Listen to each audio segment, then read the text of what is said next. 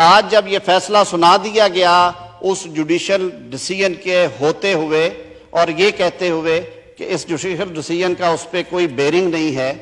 اس کا کوئی اثر نہیں ہے، لیکن حیرانگی کی بات ہے کہ پھر ایک اور 6 رکنی بینچ بنا دیا گیا جس نے 1 گھنٹے کے بعد اسی ڈیسیژن کو جو 3 رکنی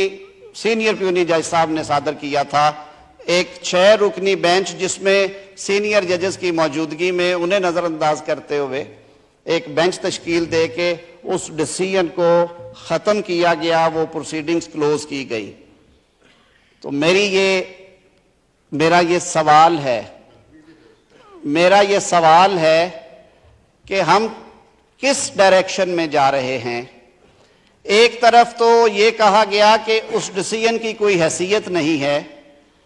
قانون تھوڑا سا بھی پڑھنے والا یا نہ پڑھنے والا بھی یہ پوچھے گا کہ اگر اس ڈیسیژن کی کوئی حیثیت نہیں تھی تو پھر یہ 6 رکنی بینچ بٹھا کے اس کو ٹرن ڈاؤن کرنے کا، اسٹرائک ڈاؤن کرنے کا، اس کو کنکلوڈ کرنے کی کیا ضرورت تھی؟